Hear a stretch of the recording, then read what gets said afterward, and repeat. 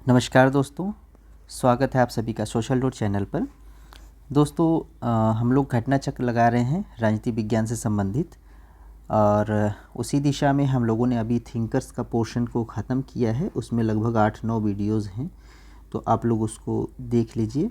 बाकी आज से नया टॉपिक जो है स्वतंत्रता और समानता से संबंधित शुरू हो रहा है, तो इसके प्रश्नों को हल करेंगे, क्योंकि स्वतंत्रता समानता एक ऐसा जो है चैप्टर है जहाँ से आपको 3 से 4 प्रश्न मिलने की संभावना होती है। ठीक है, अभी आप देखेंगे कि यह कितना इम्पोर्टेंट चैप्टर है। तो स्वतंत्रता समानता का जो भी घटना चक्र में आपका दिया हुआ है प्रश्न, उसको हल करेंगे, साथ ही साथ उसका जो व्याख्या है उसको भी पढ़ते चलेंगे, ताकि हमारा एक तरीके से क्या हो, रिवाइज होता रहेगा। ठीक है, चलिए शुरुआत करेंगे और देखा जाएगा वीडियो को। पहला प्रश्न है, भारत में संरक्षात्मक भेदभाव का विचार संबंधित है।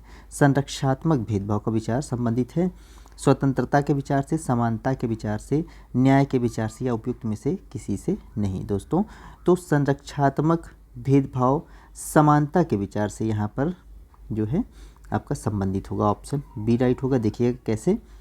संरक्षात्मक भेदभाव का विचार समानता के विचार से संबंधित है। समानता का तात्पर्य क्या है कि भेदभाव का अभाव, पर समानता का यह नकारात्मक विचार है। ठीक है ना, भेदभाव का अभाव। समानता का सकारात्मक धारणा शोषित और पिछड़े हुए लोगों के पक्ष में कुछ भेदभाव आवश्यक मानती है। ठीक है, समानता क्या है? समानता ये है कि इसकी सकारात्मक जो धारणा है वो क्या मानती है कि जो शोषित और पिछड़े हुए लोग हैं उनके पक्ष में कुछ भेदभाव को आवश्यक मानती है समानता। यानी कि जैसे कि कुछ गरीब लोग हैं, जैसे तो उनको अन्य लोगों की तुलना में क्या है, थोड़ा सा सहूलियत देना। ठीक है, इस भेदभाव को ही संरक्षणात्मक भेदभाव कहा जाता है, जिससे कि सभी वर्ग एक समान स्तर पर आकर स्वस्थ प्रतिस्पर्धा कर सके। ठीक है, अगला देखिएगा। दूसरा प्रश्न है, निम्नलिखित में से किस एक चिंतक ने स्वतंत्रता के वास्तविक अर्थ को समझने के लिए इसके दोनों निषेधात्मक सकारात्मक पक्षों पर बल दिया है? दोस्तों, मतलब कि दोनों पक्षों पर, यानी कि निषेधात्मक और सकारात्मक, यानी कि नकारात्मक और सकारात्मक पक्षों पर कौन बल देता है? जे.एस. पील है, ए.एफ. हैक है, एशिया बर्लिन है, टी.एच. ग्रीन। तो दोस्तों यहाँ पर बर्लिन को याद रखिएगा, ऑप्शन सी राइट होगा। देखेंगे, एशिया बर्लिन ने अपनी पुस्तक जो है two concept of liberty, it's very important, के अंतर्गत यह तर्क दिया है कि राज्य केवल व्यक्ति का नकारात्मक स्वतंत्रता की रक्षा कर सकता है, सकारात्मक स्वतंत्रता की रक्षा करने के लिए राज्य के कार्य क्षेत्र में ही आता है। ठीक है, सकारात्मक स्वतंत्रता व्यक्ति की क्षमता पर निर्भर है। ठीक, अगला देखिएगा।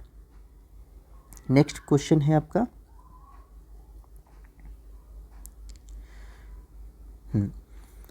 स्वतंत्रता कथन और कारण वाला क्वेश्चन है कि स्वतंत्रता का मार्क्सवादी धारणा स्वतंत्रता की उदारवादी व्यक्तिवादी धारणा से भिन्न है। स्वतंत्रता की जो मार्क्सवादी धारणा है वो स्वतंत्रता की उदारवादी और व्यक्तिवादी धारणा से क्या है, भिन्न है। मार्क्सवादी धारणा के अनुसार स्वतंत्रता ऐसी चीज़ नहीं है जिसके उपयोग व्यक्ति एकांत में कर सके। ठीक है, मतलब कि स्वतंत्रता को जो मार्क्सवादी धारणा है वह मानती है कि स्वतंत्रता कोई ऐसी वस्तु या ऐसी चीज़ नहीं है इसका उपयोग व्यक्ति केवल अकेले में करे। ठीक है, स्वतंत्रता का मतलब है यहाँ पर वो जो मतलब समाज में व्याप्त वर्ग संघर्ष को मानते थे। ये मतलब वर्ग की बात करते थे मार्क्सवादी। ठीक है, तो यहाँ पर इनका जो भी यह वर्ग का आधार था वह था इकोनॉमिकल आधार पर। इकोनॉमिकल मतलब कि कहेंगे तो आर्थिक आधार पर इनका पूरा विचार प्रस्तुत करते हैं, ये आर्थिक आधार पर।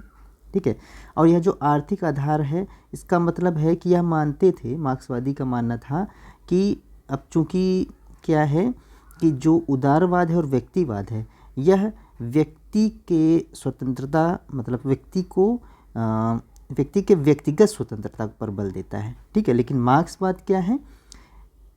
मार्क्सवाद है कि जो भी आर्थिक क्रियाकलाप है, यानी कि जो भी आर्थिक चीज़ें हैं उस पर केवल व्यक्तिगत नहीं बल्कि सामाजिक, ठीक है, सामाजिक या सभी वर्गों का क्या हो उस पर प्रभुत्व होना चाहिए। ठीक है, यानी कि एक लोगों के पास केंद्रित ना होकर के वह सामाजिक स्तर पर सभी लोगों के पास हो। मार्क्सवाद का ऐसा मानना था। ठीक है, और इनका मेन जो व्यू था वह आर्थिक आधार पर था। अब देखेंगे तो ये दोनों बातें अलग अलग हैं, ठीक है। स्वतंत्रता की मार्क्सवादी धारणा स्वतंत्रता की उदारवादी और व्यक्तिवादी धारणा से भिन्न है। कारण यह है कि उदारवादी और व्यक्तिवादी धारणा यह व्यक्तिगत स्वतंत्रता की बात कर लेते हैं, व्यक्तिगत की, लेकिन यहाँ पर मार्क्सवादी धारणा जो है व्यक्तिगत ना होकर के क्या है, एक तरीके से कहेंगे तो सामाजिक हो जाएगी, ठीक है ना, सामाजिक हो जाएगी। या यह विशेषतः जो निम्न वर्ग है, या कहेंगे कि जो आपका कार्यकारी मतलब जो कार्य करने वाला वर्ग है उस पर विशेष ध्यान देते हैं, तो उसमें एक व्यक्तिगत हित के लिए कार्य ये नहीं मानते हैं, बल्कि सामाजिक तौर पर सभी के साथ मानते हैं। इस तरीके से देखें तो ए और आर दोनों सही है, लेकिन इसकी व्याख्या ये नहीं करता है, ठीक। चलें अगला देखते हैं। 20वीं शताब्दी में स्वतंत्रता के नकारात्मक दृष्टिकोण को के जो है अग्रणी लिखा हुआ है, अग्रणी प्रतिपादकों में कौन है?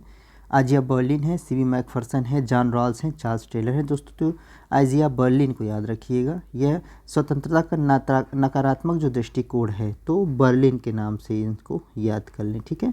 इसके प्रमुख समर्थक अगर कहा जाए तो बर्लिन। देखिएगा 20वीं शताब्दी में Isaiah Berlin, F.A. Hayek, Milton Friedman ने सकारात्मक स्वतंत्रता के स्थान पर नकारात्मक स्वतंत्रता पर बल दिया है। स्वतंत्रता का सार तत्व शक्ति पहुंचाई है। बर्लिन ने अपनी चर्चित पुस्तक two concept of liberty it's very important में लिखा है कि राज्य केवल व्यक्ति के नकारात्मक स्वतंत्रता की रक्षा करता है, ठीक है। सकारात्मक स्वतंत्रता की रक्षा करना राज्य के कार्यक्षेत्र में नहीं आता है। अगला देखिएगा 5वां प्रश्न है, सतत जागरूकता ही स्वतंत्रता का मूल है। यह कथन किसका है दोस्तों? तो यह कथन जो है वॉशिंगटन का था, ठीक है। सतत जागरूकता ही स्वतंत्रता का मूल है, तो यह वॉशिंगटन का था, जो कि जो अमेरिका के प्रथम राष्ट्रपति थे, वॉशिंगटन, ठीक है। तो यहाँ पर ऑप्शन में कोई नहीं दिया है, तो इसीलिए देखिए ऐसा बना हुआ है, तो यहाँ पर कोई नहीं होगा। देखिएगा सतत जागरूकता ही स्वतंत्रता का मूल है, यह कथन अमेरिका के प्रथम राष्ट्रपति वॉशिंगटन का है। J.S. मिल ने अपनी पुस्तक ऑन लिबर्टी में स्वतंत्रता को मानव जीवन का मूल आधार बताया है। C.D. बर्न्स ने कहा है कि स्वतंत्रता न केवल सभ्य जीवन का आधार है, वरन सभ्यता के विकास में भी व्यक्तिगत स्वतंत्रता पर ही निर्भर करता है। इसी संदर्भ में डॉक्टर राधाकृष्णन क्या कहते हैं कि स्वतंत्रता किसी भी अन्य साध्य की प्राप्ति का साधन नहीं, वरन यह सर्वोच्च खुद ही साध्य है, स्वयं साध्य है। अगला आएगा, इनमें से किसने आत्मपरक व परमात्म परक, ठीक है, बहुत ही इम्पोर्टेंट है ये क्वेश्चन, और इसको शब्द बदल के कई बार ये पूछता है कि आचरण के मध्य अंतर कौन करता है दोस्तों? तो मिल है, जेम्स मिल है, जेरमी बेंथम है, J.S. मिल है, यानी में से कोई नहीं। तो ध्यान रखिएगा J.S. मिल इसमें जो है अंतर स्थापित करते हैं, ऑप्शन सी राइट हो जाएगा। जेम्स मिल ये इनके क्या है, फादर हैं, ठीक है। जेम्स मिल जो है फादर हैं इनके, और जेरमी बेंथम के काफ़ी करीबी और उनके मतलब समर्थक। J.S. मिल जो है यह आत्मपरक तथा परमात्म परक में क्या करते हैं, अंतर करते हैं। देखिएगा J.S. मिल ने स्वतंत्रता संबंधित अपनी संकल्पना अपने प्रसिद्ध निबंध ऑन लिबर्टी, जो कि 1859 में क्या होती प्रकाशित होती है, के अंतर्गत प्रस्तुत किया है। मिल ने अपनी संकल्पना में व्यक्ति के दो प्रमुख कार्यों का वर्णन किया है। प्रथम क्या है, आत्मपरक कार्य, यानी कि सेल्फ रिगार्डिंग एक्शंस, जिनका सरकार स्वयं कार्य करने के वाले से होता है और दूसरे पर उसका कोई प्रभाव नहीं पड़ता है। यह द्वितीय परमात्म परक कार्य, जिनका समाज पर सीधा असर पड़ता है, ठीक है।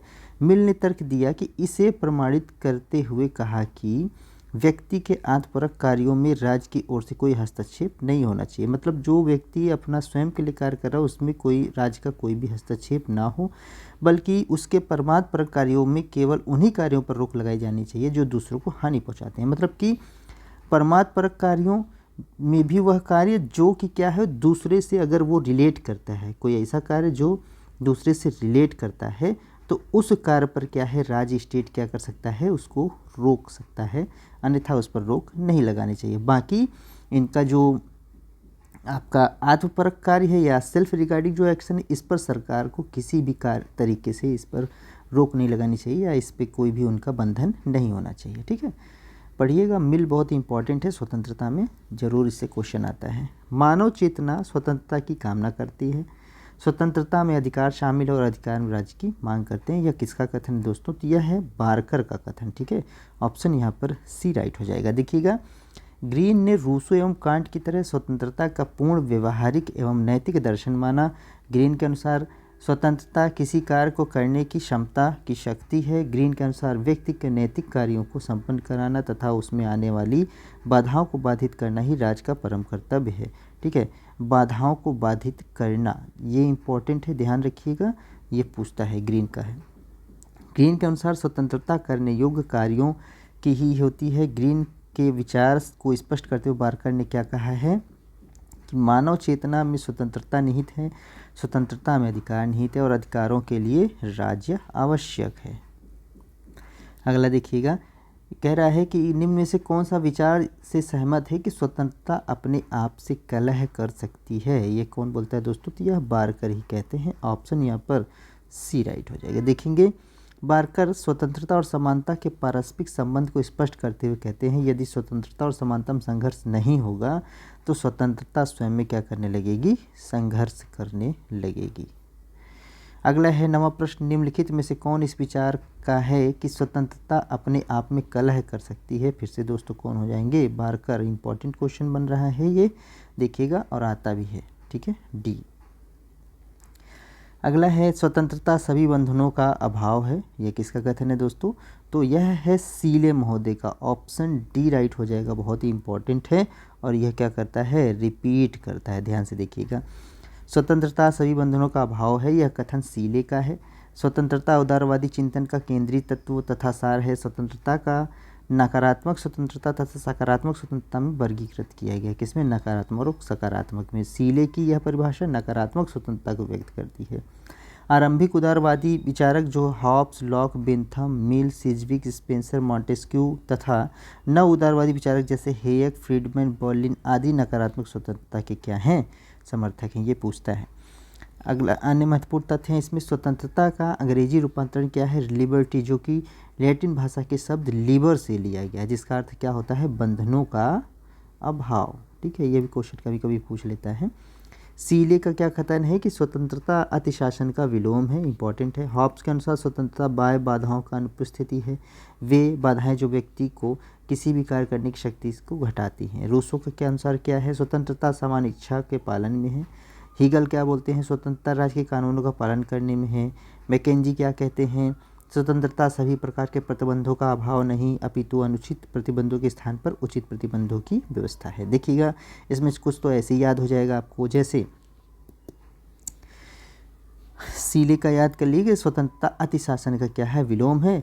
और हॉब्स क्या कहते हैं? स्वतंत्रता बाह्य बाधाओं के अनुपस्थिति है, ये बाधाएं व्यक्ति को किसी भी कार्य करने की शक्ति घटाती है। मतलब क्या है? जो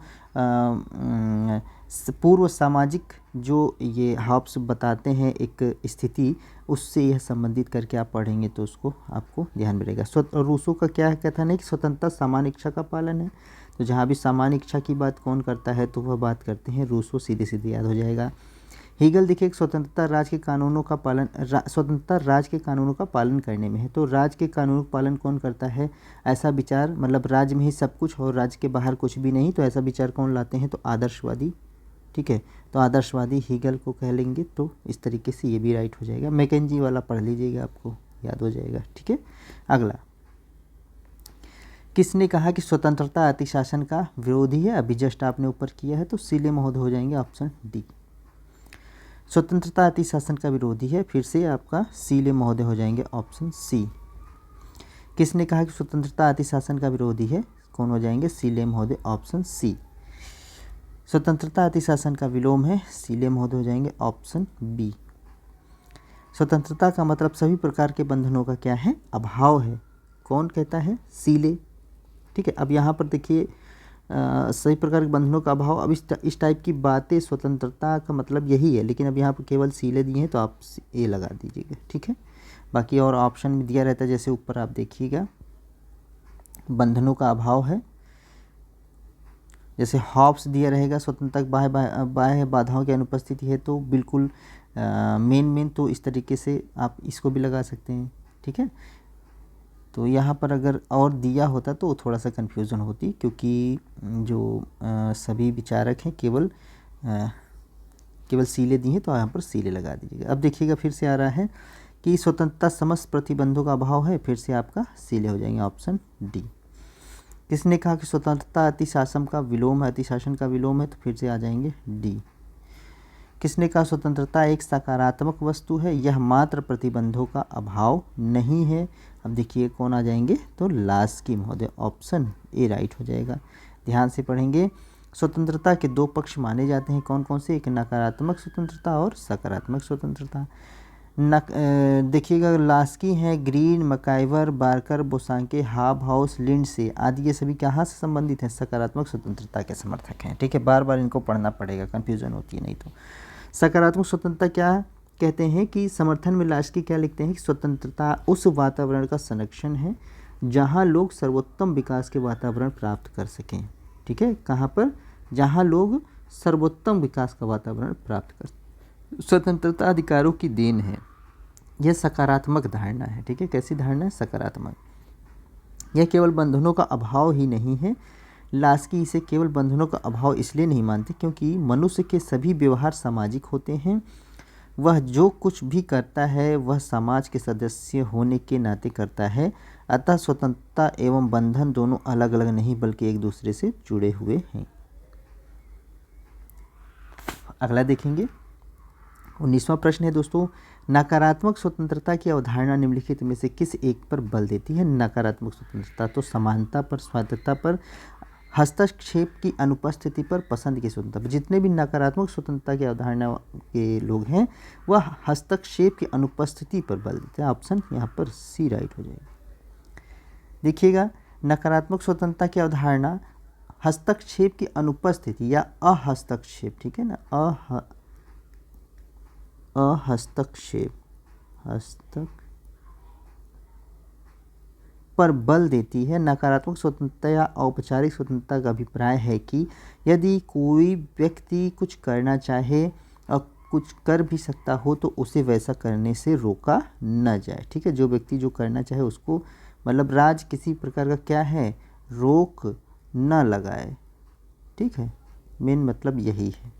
अगला है, देखिएगा 20वां प्रश्न कि हर व्यक्ति अपने हित को बहुत अच्छी तरह से जानता है और इसलिए राज को उसके ध्येय तथा उद्देश्यों के बारे में निर्णय नहीं करना चाहिए। कैसी धारणा होगी ये, सकारात्मक, नकारात्मक, राजनीतिक स्वतंत्रता, व्यक्तिगत स्वतंत्रता। देखिए अभी जस्ट ऊपर आपने पढ़ा तो यह नकारात्मक स्वतंत्रता हो जाएगी, ऑप्शन बी। देखिएगा, स्वतंत्रता नकारात्मक धारणा व्यक्ति के मामले में राज को कम से कम हस्तक्षेप का समर्थन कर। ठीक है, यानी कि व्यक्ति जो करना चाहे राज को उसे पूरा क्या है, छूट देना चाहिए। राज पर उसको जो है क्या करना चाहिए, हस्तक्षेप नहीं करना चाहिए।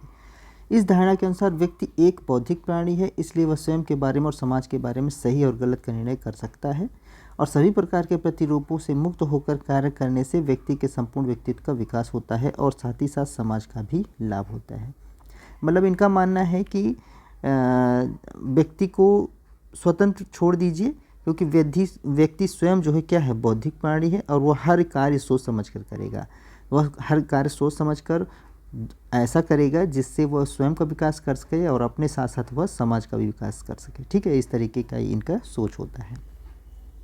21वां देखिएगा, निम्नलिखित में से कौन एक कानून के समक्ष समानता पर लागू होता है। कानून के समक्ष समानता कैसा विचार है, यह एक सकारात्मक विचार है, एक भावनात्मक विचार है, एक नकारात्मक विचार है, ना तो सकारात्मक ना ही नकारात्मक। दोस्तों जो कानून के समक्ष समानता की बात करते हैं तो यह भी एक आपका क्या है, एक नकारात्मक विचार है। ऑप्शन यहाँ पर सी राइट हो जाएगा। देखेंगे कैसे, कानूनी समानता एक नकारात्मक विचार है। इसमें व्यक्ति को यह आश्वासन प्राप्त होता है कि विधि के समक्ष सभी व्यक्ति क्या हैं, समान हैं। ठीक है, विधि का मतलब क्या, कानून, कहें कि संविधान या विधायन। ठीक है, इसके समक्ष क्या है, सभी व्यक्ति समान है, चाहे वह कोई भी हो, बड़ा छोटा अमीर गरीब कोई भी हो, कुछ भी। ठीक है, किसी के साथ कोई भी भेदभाव नहीं किया जाएगा, मतलब किसी भेदभाव के आधार पर कोई भी निर्णय नहीं होगा। बार्कर क्या कहते हैं कि कानूनी व्यक्तित्व के एक जैसे मुखौटे के कारण हम सबका महत्व एक जैसा है, किंतु न्याय तब सबकी समान पहुंच समान पहुंच के लिए इसमें से कोई उपबंध नहीं है। शोषित, दलित और वंचित वर्ग कानूनी समानता के बावजूद न्याय प्राप्त नहीं कर पाते हैं। ठीक है, अगला देखिएगा। 22वां प्रश्न होगा, निम्न में से किसने सकारात्मक स्वतंत्रता का प्रतिपादन किया है दोस्तों? तो यहाँ पर हो जाएंगे टी.एच. ग्रीन महोदय, ये इंपॉर्टेंट है, ऑप्शन सी राइट हो जाएगा। सकारात्मक स्वतंत्रता क्या प्रतिपादक का नाम आता है तो उसमें नाम जोड़िएगा ग्रीन। अगला देखिएगा, टी.एच. ग्रीन ने स्वतंत्रता की परिभाषा क्या दी है कि करने योग्य कार्य और भोगने योग्य वस्तु जो करने और भोगने के योग्य हों। इस प्रकार स्वतंत्रता का शास्त्रीय परिभाषा बंधनों का अभाव के स्थान पर ग्रीन ने स्वतंत्रता के स्वरूप को गुणात्मक मानते हुए उसके सकारात्मक प्रकृति को महत्वपूर्ण माना है। ठीक है, 23वां प्रश्न है, निम्नलिखित में से किसका अर्थ है कि प्रकृति ने सभी मनुष्यों को समान बनाया है? तो यह कैसा हो जाएगा? सामाजिक, नागरिक, प्राकृतिक, राजनीतिक। दोस्तों, तो प्रकृति ने सभी मनुष्यों को समान बनाया है तो यह प्राकृतिक समानता होगी। ठीक है ना, प्रकृति तो सबको समान ही बनाती है। जब व्यक्ति जब मनुष्य क्या होता है, जब उसका बर्थ होता है तो बाई बर्थ नेचुरल है ये, ठीक, एक तरीके से क्या है, नेचुरल है। तो नेचुरली जब आता है बर्थ लेता है तो वो तो एक नेचुरल चीज़ हो गई। बाकी समाज में आने के बाद वह छोटा बड़ा, अमीर गरीब, काला गोरा, इस टाइप की चीज़ें क्या है यहाँ पर आकर बन जाती हैं। ठीक है, बाकी प्रकृति तो क्या करती है, सबके साथ समान ही करती है। ठीक है, तो वह प्राकृतिक समानता हो जाएगा, ऑप्शन सी राइट होगा। देखिएगा, प्राकृतिक समानता के सिद्धांत की मान्यता के अनुसार प्रकृति ने सभी मनुष्यों को समान बनाया है। समानता का विचार विशेषाधिकार के विरुद्ध है। ठीक है, समानता का विचार क्या है, विशेषाधिकार के विरुद्ध विचार है। समानता का अर्थ है अपने व्यक्तित्व के विकास के लिए सबको समान अवसर देने का प्रावधान। प्रकृति समानता सभी मनुष्यों को एक समान मानकर सभी को समान अवसर उपलब्ध कराती है। पोलेबियस हैं, Cicero, Hobbes, Locke, Rousseau, Marx इत्यादि सिद्धांत के प्रमुख विचारक। ठीक है, समानता, ठीक है, मतलब कि कैसे ये सब इसके, तो ये विशेषाधिकार के विरोध में रहते हैं। किसके? विशेषाधिकार का विरोध, ये सभी इसी आधार के जो हैं थिंकर्स हैं। अगला देखेंगे, 24वां प्रश्न है, समानता का अर्थ यह है कि सभी व्यक्तियों के लिए पर्याप्त अवसर प्राप्त होना चाहिए। ठीक है, सभी व्यक्तियों के लिए क्या है, पर्याप्त अवसर मिलना चाहिए। ठीक है, अच्छा क्वेश्चन है, इंपॉर्टेंट है। तो यह दोस्तों कौन हो जाएंगे, Ivor Jennings, dicey, Laski, MacIver हैं। तो यहाँ पर लास्की महोदय हो जाएंगे, ऑप्शन सी। देखिएगा, लास्की के अनुसार समानता का यह तात्पर्य कदापि नहीं है कि प्रत्येक व्यक्ति को समान आय प्रदान की जाए। यदि ईंट बनाने वाले मजदूर को एक प्रसिद्ध गणितज्ञ या वैज्ञानिक की आय के लगभग समान आय दी जाने लगे तो समानता का उद्देश्य ही क्या होगा, समाप्त हो जाएगा। समानता का अर्थ क्या है कि विशेषाधिकारों का अभाव है, और दूसरा अर्थ है कि सभी को विकास का समान अवसर प्राप्त होना चाहिए। ठीक है, अब वो अवसर समान प्राप्त हो, वो कर पाए कि नहीं कर पाए, वो एक अलग चीज़ है। ठीक है ना, अगला देखेंगे, 25वां, किसने लिखा कि प्रजातंत्रीय समानता एक भयानक प्रपंच है? ठीक है, प्रपंच की बात कौन करता है, C.D. Burns, Burke, Bryce, Carlyle. तो प्रजातंत्रीय या लोकतांत्रिक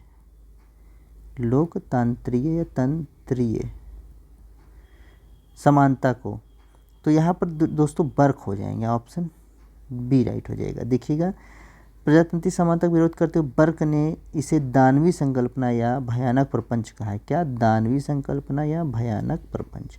जबकि कार्लाइल क्या कहते हैं, यह अविश्वसनीय बेवकूफ़ी भरी मूर्खता है।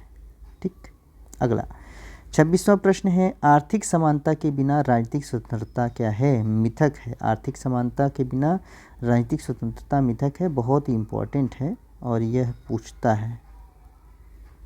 तो सही उत्तर हो जाएंगे आपके दोस्तों G.D.H. कोल, ऑप्शन सी राइट हो जाएगा। देखिएगा, G.D.H. कोल ने कहा है कि आर्थिक समानता के बिना राजनीतिक स्वतंत्रता क्या है, मिथक है। दूसरे शब्दों में, आर्थिक समानता के अभाव में राजनीतिक स्वतंत्रता केवल एक भ्रम मात्र है। राजनीतिक स्वतंत्रता के आधार के रूप में आर्थिक समानता कार्य करती है। एक व्यक्ति सार्वजनिक क्षेत्र के प्रति तभी रुचि ले सकता है जब उसके पास अपनी अनिवार्य आवश्यकताओं को पूर्ति करने के पर्याप्त साधन उपलब्ध हों। इसके अनुभवपूर्ण तत्व देखिएगा, लास्की क्या कहते हैं कि मुझे स्वादिष्ट भोजन करने का अधिकार नहीं है यदि मेरे पड़ोसी को मेरे इस अधिकार के कारण सूखी रोटी से वंचित रहना पड़े या भूखा सोना पड़े। जवाहरलाल नेहरू क्या कहते हैं कि भूखे व्यक्ति के लिए मत का कोई मूल्य नहीं होता है। नेहरू क्या बोलते हैं कि भूखे व्यक्ति के लिए मत का कोई मूल्य नहीं, यानी लास्की का क्या कहते हैं कि यदि राज संपत्ति के अधीन नहीं रखता तो संपत्ति राज को वशीभूत कर लेगी। कोल क्या कहते हैं, कोल भी लास्की के तरीके लिखते हैं कि आर्थिक समानता के बिना राजनीतिक स्वतंत्रता कभी भी वास्तविक नहीं हो सकती है। तो यानी कि अगर लास्की ना दिया हो और कोल दिया हो तो आप क्या लगा देंगे, कोल। ठीक है, इंपॉर्टेंट है, दोनों ही एक तरीके की बातें करते हैं और जहाँ पर दोनों दिया हो तो वहाँ पर आप लास्की को लगाइएगा। ठीक है, याद रखिएगा, वहाँ पर आप दोनों दिया हो तो लास्की ही मारिएगा। ठीक है, ये इंपॉर्टेंट है, कंफ्यूज नहीं होनी है। अगला, राजनीतिक समानता कभी भी वास्तविक नहीं है जबकि यह आर्थिक समानता के साथ ना हो। तो कौन है दोस्तों यहाँ पर, H.J. लास्की हो जाएंगे। ठीक है, अब यहाँ पर देखिए मिल, ग्रीन, कोल सब दिए हैं तो H.J. लास्की हो जाएंगे, ऑप्शन डी राइट हो जाएगा।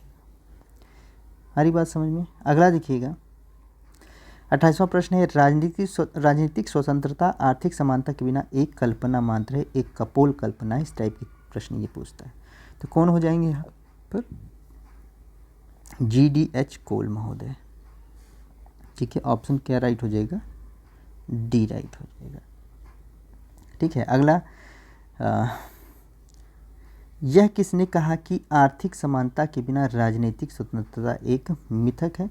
फिर से कौन हो जाएंगे, G.D.H. कोल।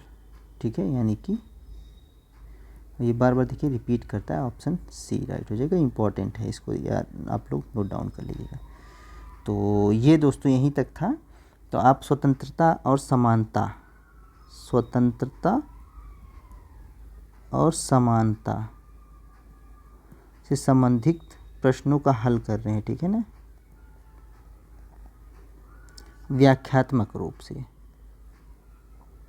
तो इसको आप लोग करते रहिए क्योंकि इसी तरीके से क्या है, ये रिवीजन ही इम्पॉर्टेंट साबित होगा आपके लिए लास्ट में। ठीक है ना, जब भी एग्ज़ाम्स होगा तो ये सब आपका बहुत ही हेल्प करेगा।